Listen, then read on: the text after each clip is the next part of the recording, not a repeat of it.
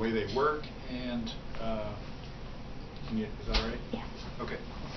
And then questions about anything that you want to talk about, how they, what you're responsible for, what to look for, that kind of thing.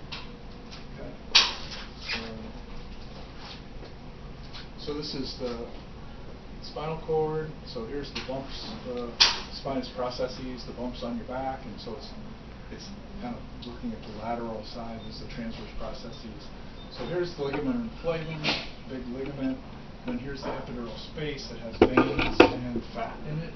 And there's the dura, and inside is the spinal fluid and the spine. And the ligament inflamum is all the little nerves that the spinal cord breaks into at L2. And so the reason we do an epidural at L3-4, which is the next level down, is because if you have all these little nerves, if you're putting a needle in there, the nerves can kind of squirm out of the way of the needle, so the needle can't stab the spinal cord like it could above L2 when it's a solid structure. So that's a safety feature. So what we do, we put the needle in between these spinous processes into this interlaminar foramen, and we get the needle tip into the ligament inflamum. So when the needle tip is in the ligament inflamum, you can't inject. It's just the ligament's big and beefy, and you can't inject fluid. And we have a little air bubble in the syringe so that we can push on the syringe and see the air bubble get bigger and smaller, because the way the glass syringes, we use glass syringes, and the reason we use glass syringes is because they slip very easily, but occasionally you can get a little particle on, because it's ground glass on both sides of the syringe, on the inside of the syringe. You can get a little particle and it'll stick that syringe together. So by having an air bubble, you can kind of watch the bounce, the bubble getting bigger and smaller, and make sure that the glass syringe is still slipping, that it's not stuck. So we try to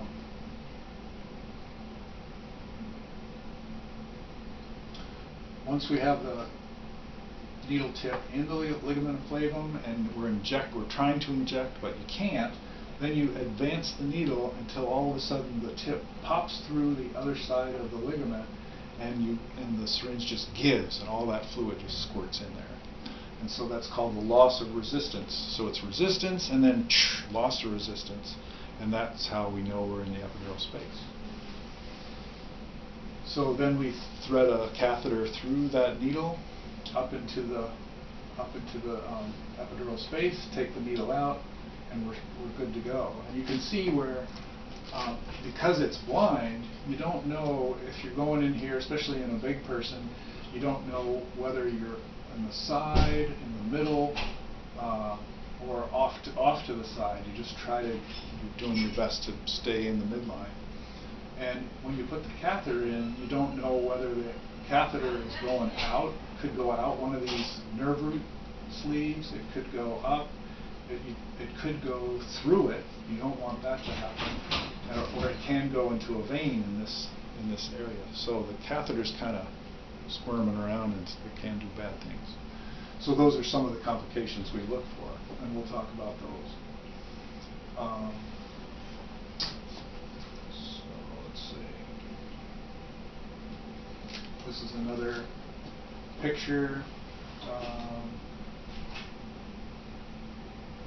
So this is the bumps you feel on your back, and these are the interspinous processes ligaments. So the patient feels kind of the crunch, crunch, crunch of going through those ligaments as we get to the ligament inflamum here, and then pop through it into that. It's really a potential space. In the lumbar region, that potential space is about 3 to 5 millimeters, so it's not that big. In the thoracic area, it's even smaller. And so when we start a thoracic epidural, the advantage of a thoracic epidural is that if the incision is at the umbilicus, which is T10, then we can put the epidural catheter at T10 in the back. And by just giving a little bit of fluid, we can have a band of numbness. so that the legs are not numb, they're still strong, they can walk, but you have the numbness in the area of the incision, so they're comfortable.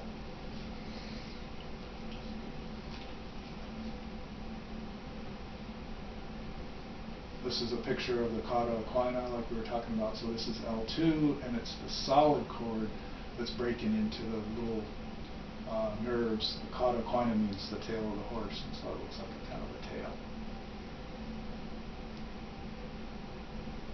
So this is how the epidural works. When you put the numbing medicine in these where these red arrows go, it spreads all around. And this is this yellow part is the dura, and the gray is the cerebral spinal fluid. So that there's these little extensions of the cerebral spinal fluid out through the dura, and the local anesthetic they're called arachnoid granulations, and the local anesthetic can diffuse into the CSF, and then that affects the nerves in the spinal cord, so it decreases sensation by shutting off the sodium channels in the spinal cord. And it also can affect the nerves as they're coming out to block the sodium channels on those nerves. For every, let's see,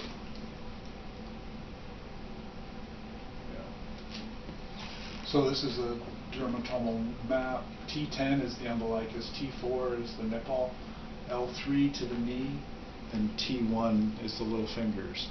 So if you think about what we use the epidural for, if we use it for abdominal surgery, it's most useful if the incision is above the umbilicus. If it's below the umbilicus, then the incision doesn't really hinder breathing nearly as much as if the incision is above the umbilicus, because that can cause real splinting because of pain. So epidural will help if you have like from T10 to T8 incision, then you can put the epidural in at T9, and for every cc and a half, that spreads, well, yeah, for every 3 cc's it spreads a dermatome up and a dermatome down. So if you put it in at T9 and you give 3 cc's of a bolus through the epidural, it'll spread it from T8 to T10. So that's why when we put the epidural catheter in, we try to get it exactly in the middle of the dermatomes involved, and then we can use the least amount of local to make the pain relief the best.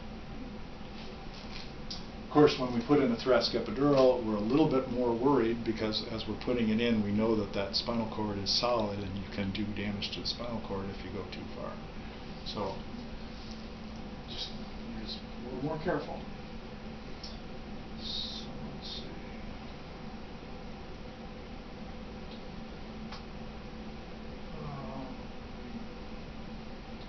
Okay, so I've been talking about the local anesthetics so far and blocking the sodium channels, but also we use fentanyl in there, and that will attach to the mu receptors in the spinal cord. So it's 2 mechanisms of pain relief, both the sodium channels causing numbness and the mu receptor causing narcotic-induced analgesia. And it's a lot more potent there than taking it by mouth or in your IV. So they say that in the IV is about 10 times more potent than a PO. An epidural is about 10 times more potent than IV, and a spinal is 10 times more potent than an epidural. So it gets as you get closer to the spinal cord, it gets more and more potent. And the more potent you get, then the fewer CNS symptoms you have. So they get less goofy, less constipated, and less respiratory depression. So that's the advantage, one of the advantages of the epidural and spinal. So some of the nerves that the local anesthetic blocks are also the sympathetic nerves. So the sympathetic nerves are the ones that cause vasodilation. So whenever you have a spinal or an epidural, you get vasodilation of the in the area that's numb. And that's why we always give volume load them and give them a liter of fluid, because when those vessels dilate, they're going to hold more blood. So to support the blood pressure, we need to give them some blood to fill that up. The sympathetic nerves, if you get up to T1, T4 to T1, then you can block the cardiac accelerator nerve, so you get a decreased heart rate. So that's another role of the sympathetic nerves. Not a dangerously decreased heart rate, but it just go down to around 60. So we talked about less sedation, better analgesia, better breathing, and the less hormonal response. You can think about it, if the body doesn't realize, if the head doesn't realize that you've been cut, then it won't release epinephrine, cortisol, growth hormone. It won't release all those, and in the catabolism, the tearing down of tissue, isn't as great without that hormonal response. So for complications, we talked about dural puncture. Let's see, which one is it? So what I tell the patient is there's a 1 in 300 chance of when I'm advancing the needle that I don't recognize the loss of resistance as I'm going through the ligament flava. And if you keep going, you go through the epidural space and you pop through the dura into the cerebral spinal fluid that's around the spinal cord. So that's how you do a spinal. So you'd be doing a spinal and you get the cerebral spinal fluid back. Unfortunately, the incidence of headache is directly correlated with the size of the needle. So with an 18 gauge needle like we're using for the epidural, there's a 70% chance of a headache. So if we give them a headache, then we can stop the headache symptoms. So if they get a headache, then we try to treat them with caffeine. If caffeine doesn't work, then we try a triptan, like a migraine type medicine. And if that doesn't work, then we do a blood patch. So we take blood from their veins and we put it in this space, and it clots up the hole where the cerebral spinal fluid is leaking out, and it pushes against the dura to in effect increase the volume of CSF. And the idea, what they say is, if you think about it, that the fluid is leaking out and your brain is sagging down because it doesn't have as much fluid supporting it, and then the brain pulling on the meninges that holds it in place is what hurts. It's not your brain doesn't have any sensory nerve endings. But it's those meninges that hurt.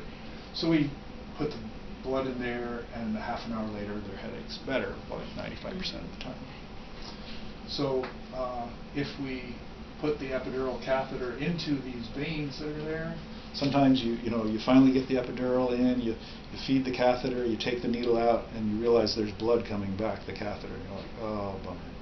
So you pull the catheter back and you inject a little bit until the blood disappears, and then you aspirate back, and if their blood still comes back, then you pull it back some more until one of two things happens. You either don't get blood coming back, or you run out of catheter in the epidural space, and so you have to redo it. And the reason we give a test dose with epinephrine is sometimes you aspirate back and you don't get blood, but you inject and it's still in the bloodstream. So we give them epinephrine and we watch to see their heart rate, and if their heart rate increases, then we know that the epinephrine got to them through their bloodstream. Sometimes in this space there's a little septum right in the middle, so that if you put your catheter on one side, it gets that side great. Well, let's see. Like if it's right here, it would get this side great, but it spares the other side. So some people just have more of a septum there than others, and so that's another reason why we would turn the patient on the side that's not getting numb and try to get gravity to bring it down that way. And if that doesn't work, then just put it in again and hope, maybe at a different interspace, and hope that you get it more in the middle and there's not a septum right there, so it would work. Epidurals are not like a spinal. A spinal, you get CSF, you put the local in, it's going to work. With an epidural, it's kind of more, some of them work 80%, some of them are wonderful and you really appreciate those, and some of them are really poor and only work 20%. So, but usually if one doesn't work, you can take it out, put another one in, and it works better. So it just takes some fiddling.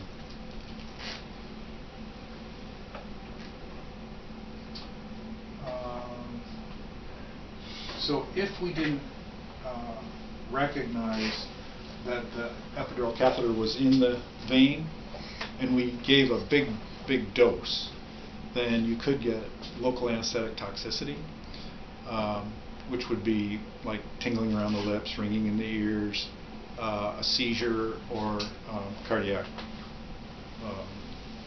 arrest. The bad thing about bupivacaine, which is the drug we use most of, is that if you have a cardiac arrest, you really basically need bypass in order for enough time to go by for the bupivacaine molecule to get out of the heart, because it's very fast to get in and very slow to leave the attachment points, and so that's a bad scene. So it's very tough, and we do have a lipid that kind of surrounds the local anesthetic molecule, and so it's better than just having to wait on bypass or do CPR, but it's still, you just don't want that to happen. And the good thing about the concentrations that we use, either 10th percent or 16th percent, is that it's almost impossible to give. You'd have to give the whole bag into the bloodstream to have a local anesthetic toxicity. So you don't really have to worry about that, but you have to kind of keep it in the back of your mind.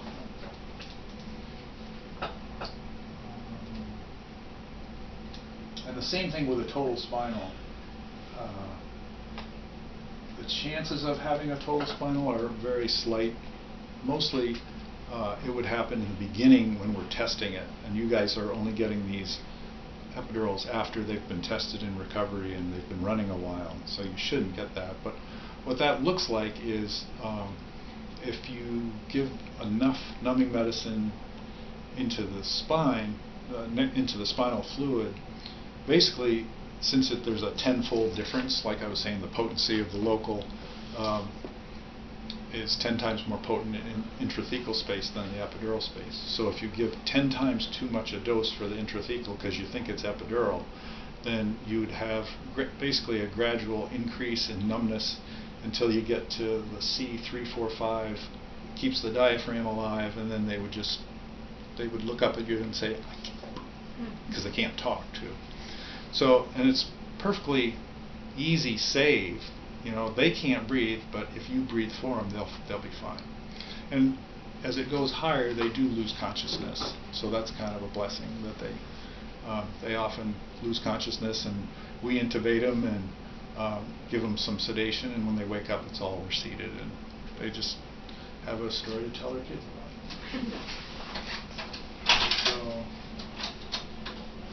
So the epidural hematoma. Hey, Gene. The epidural hematoma, the reason we don't do epidurals in patients that are anticoagulated is because those epidural veins can bleed, and also the arteries. This is the posterior spinal artery and the anterior spinal artery, so these are the ones closest to the needle. But if you poke one of those, then you have the whole systolic blood pressure pushing blood into that space, and it can, if it doesn't stop, it can produce enough of a hematoma, a big blob of blood right there, that it can shut down the spinal cord and cause paraplegia if they don't get operated on within 24 hours. So that we are very careful with all the things that people have, anticoagulation, Coumadin, and et cetera, to make sure that they have normal coagulation before we put in the epidural.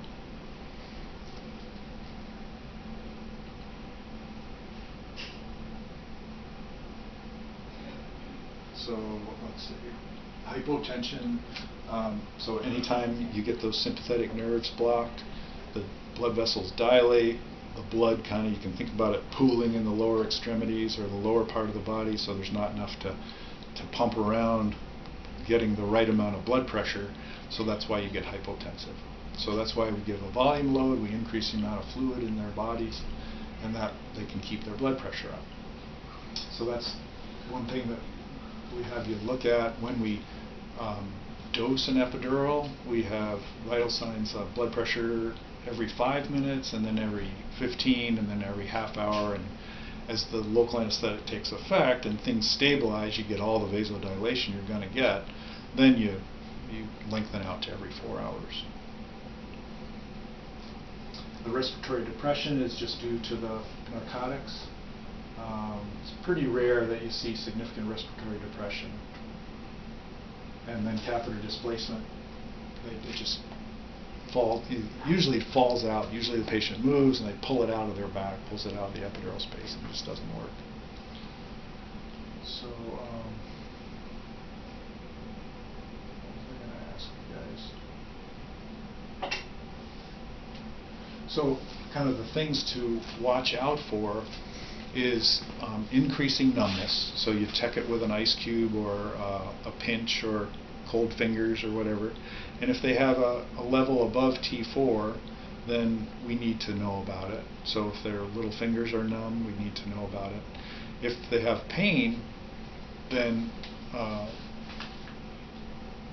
that could be from the epidural not working. They have the button they can push to give themselves extra. If at night, I've kind of made it so I'm trying to spare the nurse anesthetist from coming in all the time.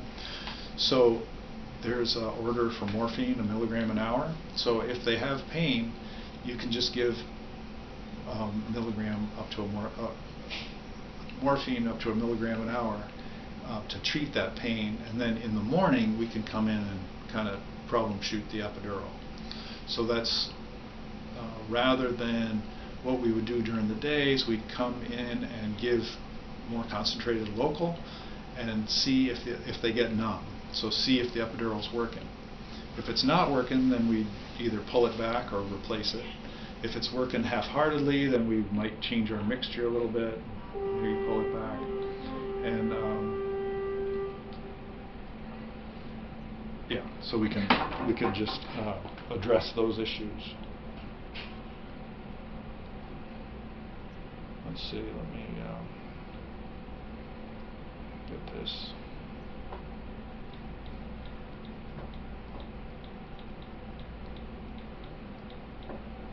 You guys coming up with all kinds of questions.